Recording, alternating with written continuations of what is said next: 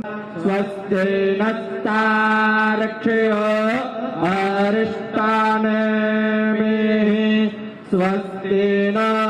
बृहस्पतिर्दधातु मृगादशमामरुताः पृश्निमातराः सोभञ्जावानोद्भिदाथे खोजगमायाः अग्ने जिह्वामनवः सूरचक्षसो विषमेनो देवा अवसागमन्यः भद्रं कर्णेभिः श्रेणुयामदेवा भद्रं वसेमार्क्षाभिर्जयतराः स्थिरैरङ्गैतुष्टवाग्गोतस्तानो विव्यासे शान्तिरान्तरिक्षगो शान्ति पृथिवी शान्तिरापः शान्तिरोषधयः शान्तिः बाणसपतयः शान्तिर्विषवे देवाः शान्तिर्ब्रह्म शान्तिः सर्वज्ञो शान्तिः शान्तिरेव शान्तिः हमारे मुख्य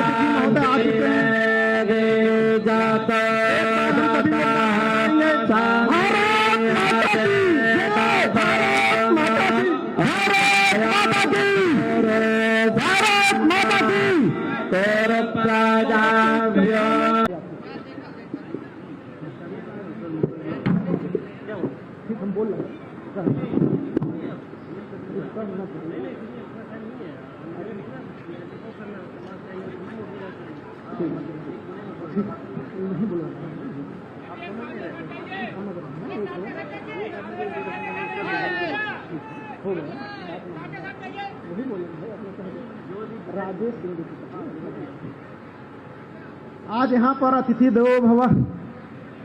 की कल्पना से कार्यक्रम आयोजकों ने हमारे मुख्य अतिथि महोदय जी का पुष्पहार से स्वागत किया। स्वागत की इस कड़ी में हमारे बीच में न्यायमूर्ति देवी प्रसाद सिंह जी हैं। आप माननीय मुख्य अतिथि महोदय को कर्मयोगी मुख्यमंत्री आदरणीय योगी आदित्यनाथ जी को हम आमंत्रित करेंगे कि अपने आशीष वचन पाथेय के रूप में हमको दें। आदरणीय मुख्यमंत्री जी। भारत माता की, भारत माता की जय जय श्री राम। इस अवसर पर पुस्तक का विमोचन राम राज्य की आधुनिक परिवेश में और जो राष्ट्र गौरव स्मारिका इस कार्यक्रम के निमित्त बनी है उसका लोकार्पण आज इस कार्यक्रम के मुख्य अतिथि जी के द्वारा माननीय मुख्यमंत्री योगी आदित्यनाथ जी के द्वारा किया जा रहा है। और आधुनिक परिवेश में जो किताब है इस पे रामचंद्र जी ने अपने आप को एक सामान्य मनुष्य के रूप में स्थापित किया है।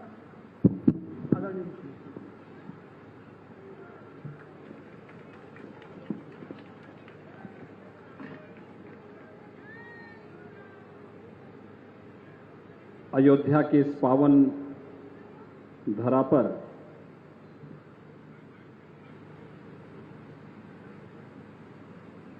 पतित पावनी मां सरयू के इस पावन तट पर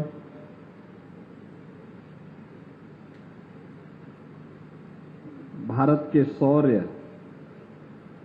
पराक्रम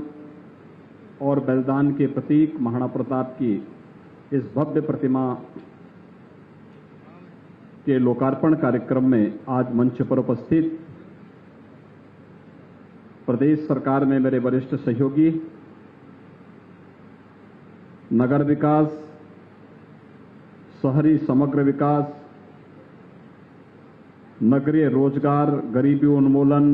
ऊर्जा एवं अतिरिक्त ऊर्जा स्रोत विभाग के मंत्री श्री अरविंद कुमार शर्मा जी,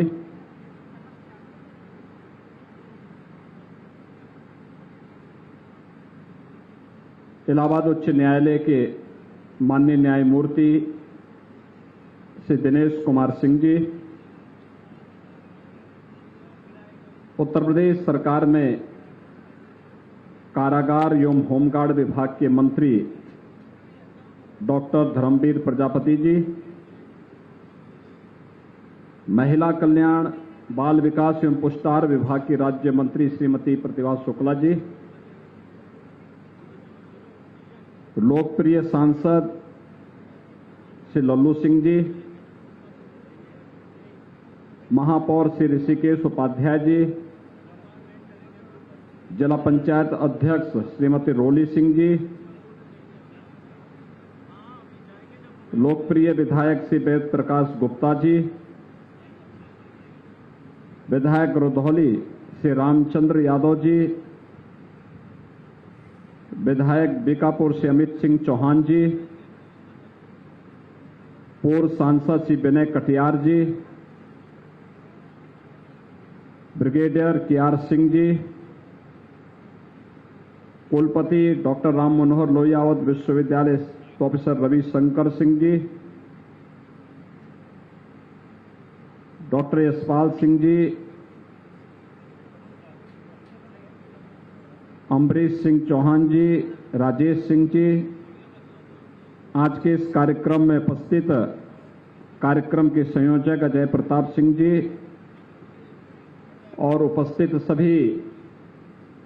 राष्ट्रभक्त भाइयों बहनों, ये हम सबका सौभाग्य है कि महाराणा प्रताप के इस भव्य प्रतिमा कार्यक्रम में हम सबको अयोध्या धाम में एकत्र होने का अवसर प्राप्त हुआ है। भाइयों बहनों, अयोध्या का अपना महात्म्य है। सप्तपुरियों में से हमारी एक पावनपुरी है, सूर्यवंश की राजधानी है,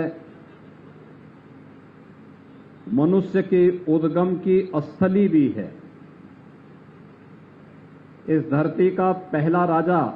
मनु इसी धरती पर जन्म लिया था, अयोध्या की धरती पर, और अयोध्या में ही उन्होंने अपनी राज व्यवस्था का संचालन प्रारंभ भी किया था।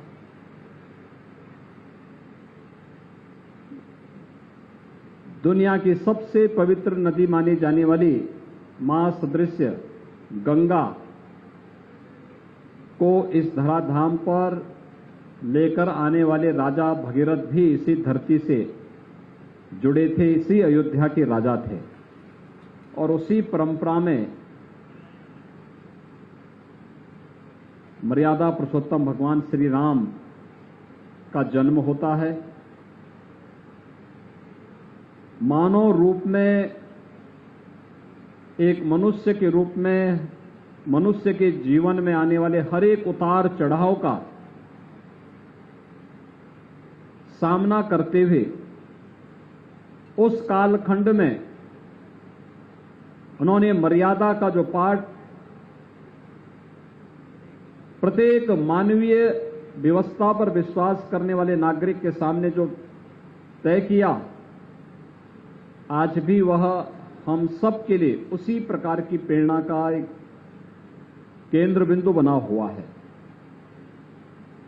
और मुझे प्रसन्नता है कि जब अयोध्या में 500 वर्षों के बाद मर्यादा पुरुषोत्तम भगवान श्री राम के भव्य मंदिर निर्माण का कार्यक्रम प्रधानमंत्री मोदी जी के कर कमलों से प्रारंभ हो चुका है। उन स्थितियों में आप सबने इस पवित्र स्थल पर, मां सरयू के तट पर, गुप्तार घाट के पास महाराणा प्रताप की इस भव्य प्रतिमा का आज यहां पे लोकार्पण करने का सौभाग्य मुझे प्राप्त हुआ है।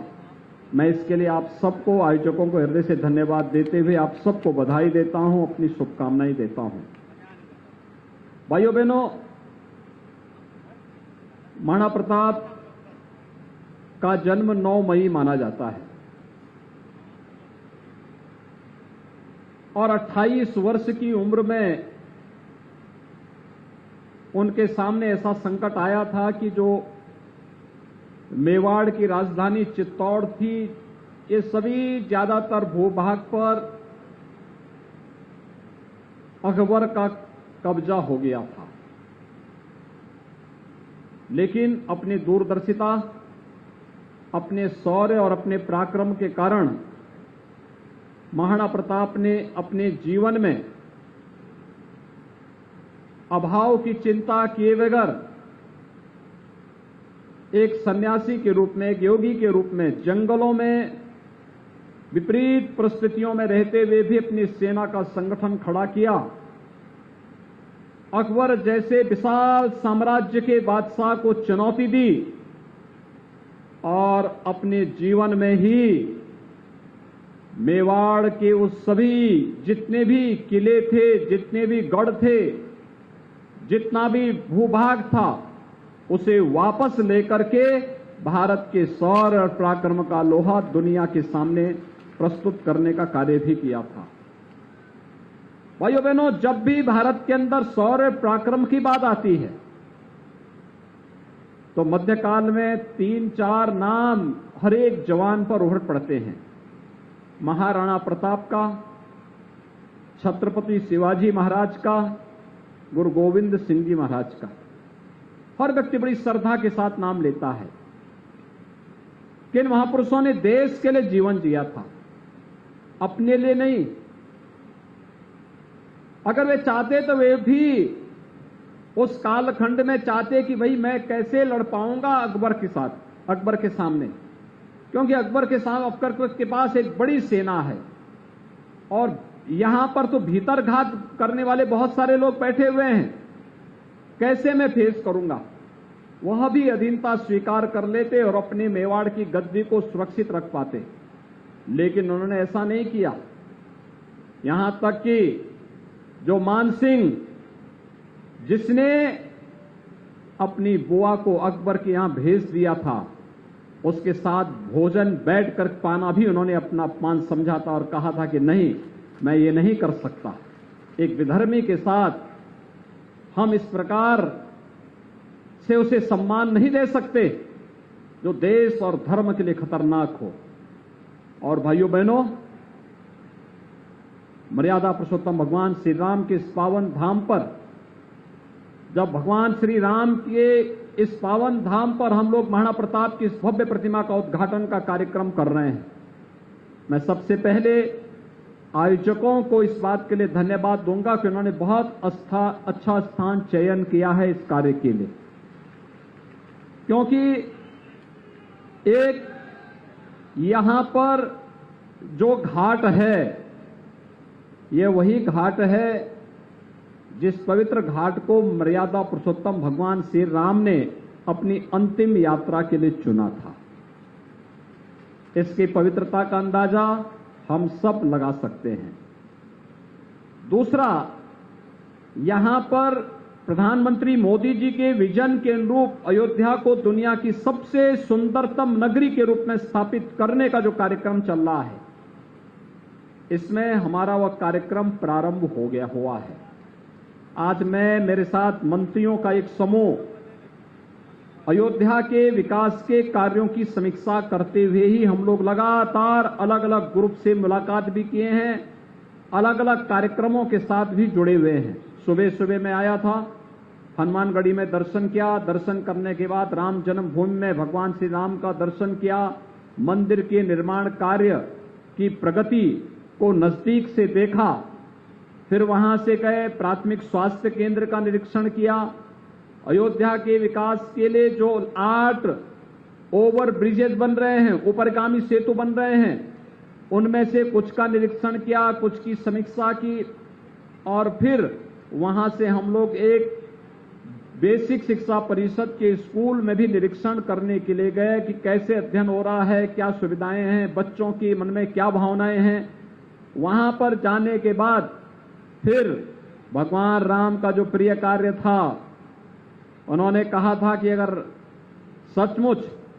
हमें अपने देश और अपने धर्म की रक्षा करनी है तो अछूत और अस्पृश्यता की भावना को सदैव के लिए तिलांजलि देनी ही होगी। और उस समय सबरी के जूठे वेर और निषाद राज गुहा को अपने गले से लगाने का कार्य प्रभु राम ने किया था। हम लोगों को भी आज सौभाग्य प्राप्त हुआ कि हमें भी आज यहां पर एक दलित परिवार ने अपने घर में सहभोज के लिए आमंत्रित किया था और मैं, मेरे सभी मंत्रीगण, हमारे सामान्य सांसद जी, माननीय विधायक जी, ये सभी लोग उस परिवार में गए और उस परिवार के साथ बैठ करके हम लोगों ने सहभोज भी किया, उन्हीं परिवार में सहभोज भी किया, क्योंकि ये तो भगवान राम का काज है। और भगवान राम के काज में विराम कैसा, तो हम लोगों ने एक कार्य भी किया। फिर समीक्षा बैठक भी की। समीक्षा बैठक करके अयोध्या में आज उत्तर प्रदेश सरकार के सभी वरिष्ठ अधिकारी आए हैं, हमारे मुख्य सचिव आए हैं, लोक निर्माण विभाग, आवास विभाग, नगर विकास विभाग, सिंचाई विभाग, अन्य तमाम सभी बड़े विभागों के प्रमुख सचिव, अपर मुख्य सचिव भी आज यहां अयोध्या में हैं, अपने अपने विभागों की समीक्षा भी ले रहे हैं। समीक्षा बैठक में हमारे साथ थे, क्या प्रोग्रेस है इसके बारे में बता रहे थे। और समीक्षा बैठक के बाद फिर सरयू नदी के इस तट पर विकास की परियोजनाओं को कैसे आगे बढ़ाया जा रहा है, गुप्तार घाट से लेकर के नए घाट तक कैसे हम घाट के विकास की परियोजना के साथ, यानी रिवर फ्रंट के विकास के साथ साथ पर्यटन विकास की संभावनाओं को कैसे आगे बढ़ा रहे हैं। इन सभी विकास की संभावनाओं को निरीक्षण करने के बाद मुझे आपके इस भव्य कार्यक्रम में आने का सौभाग्य प्राप्त हुआ, जब मैं देश और धर्म के लिए अपना सर्वस्व न्यौछावर करने वाले महाराणा प्रताप की इस भव्य प्रतिमा के उद्घाटन कार्यक्रम में हमारे मंत्री समूह को भी इसमें शामिल होने का अवसर प्राप्त हुआ है। मैं इसके लिए आप सभी आयोजकों को हृदय से धन्यवाद दूंगा और मुझे लगता है कि इससे उपयुक्त जगह दूसरी नहीं हो सकती थी। एक आपने सेपरेट पार्क बनाया है, यहां पे प्रशासन के सहयोग से मिलकर के, आवागमन में कोई बाधा नहीं और पार्क के दोनों ओर मार्ग है। जो भी यहां से गुजरेगा महाराणा प्रताप का नाम उसके जेहन में एक बार जरूर आएगा, उनका शौर्य, उनका पराक्रम, उनका बलिदान उनके दिमाग में जरूर आएगा कि देश और धर्म के लिए जीने वाला भारत माता का एक ऐसा महायोद्धा किसी कालखंड में इस देश में आया था और गुलामी की बेड़ियों को तोड़ने के लिए जो जज्बा हमारे अंदर पैदा कर गया था, उस जज्बे के कारण ही इस देश ने जब भी चेतना सुप्त हुई, उस सुप्त चेतना को जागृत करने के लिए महाराणा प्रताप का नाम स्मरण किया, तो सुप्त चेतना जागृत होती हुई दिखाई दी और भारत अंगड़ाई लेता हुआ विधर्मियों के खिलाफ, विदेशी शक्तियों के खिलाफ उठ खड़ा होता है। और भाइयों बहनों, आज एक भारत, नए भारत की जो कल्पना प्रधानमंत्री मोदी जी ने की है, ये उसी श्रृंखला का हिस्सा है। आज अयोध्या संवर रही है, सज रही है। दीपोत्सव के माध्यम से दुनिया एक टक होकर के अयोध्या के दीपावली के कार्यक्रम को देखती है। अयोध्या में भगवान राम के जन्मभूमि पर भगवान राम का भव्य मंदिर का निर्माण हो, कौन ऐसा भारतीय होगा जो इसमें सहयोग देने के लिए तैयार हो। हर व्यक्ति, हर भारतीय तैयार है, बड़े मुक्त कंठ से देने को तैयार है, खड़ा हुआ है। और आज उन सबके सहयोग से भगवान राम का भव्य मंदिर के निर्माण का कार्य भी यहां पर पूरी मजबूती के साथ आगे बढ़ रहा है। आज मैंने जाके देखा, पूरा कार्य देखा, गर्भगृह में तक जाकर के देखा, क्या प्रोग्रेस है, कितनी तेजी के साथ। और मंदिर ऐसा होगा न भूतो न भविष्यति, भगवान राम का भव्य मंदिर, भगवान राम के व्यक्तित्व के अनुरूप, उनके कृतित्व के अनुरूप जो कभी नहीं हुआ है, वो आज मोदी जी के नेतृत्व में श्री राम जन्मभूमि जो ट्रस्ट बना हुआ है, मंदिर निर्माण ट्रस्ट, वह उसके अनुरूप भव्य मंदिर के निर्माण का कार्य को संपन्न कर रहा है। और वह कार्य आज अयोध्या में संपन्न हो रहा है। विकास की इतनी योजनाएं बन रही हैं, आने वाले समय में अयोध्या दुनिया की सबसे सुंदरतम नगरी के रूप में स्थापित होगी। दीपावली ने इस कार्यक्रम को साबित किया है। मुझे याद है जब 2017 में पहली बार हम दीपावली के आयोजन के साथ यहां जुड़े थे, भाइयों बहनों, मेरे मन में आशंका थी, पता नहीं क्या होगा, क्योंकि यहाँ पे दीपावली के आयोजन में हर व्यक्ति अपने घर तक सीमित रहता था, सार्वजनिक कोई कार्यक्रम नहीं हो पाता था। आज मुझे प्रसन्नता है, सार्वजनिक रूप से सभी कार्यक्रम पूरी भव्यता के साथ यहाँ पे संपन्न हो रहे हैं और दीपावली में तो एक उत्सव जैसा माहौल है। अयोध्या के विकास में भी अयोध्या वासियों ने राम जन्मभूमि आंदोलन को कभी मरने नहीं दिया। जब एक विदेशी आक्रांता ने 1528 में श्री राम जन्मभूमि पर भगवान राम के भव्य मंदिर को पवित्र करने का काम किया था, 1528 से लेकर के 1992 तक कोई दिन और कोई वर्ष ऐसा नहीं जब अयोध्या वासियों ने चैन की सांस ली हो। वे लड़ते रहे। अयोध्या में हमने बहुत सारे गांव देखे हैं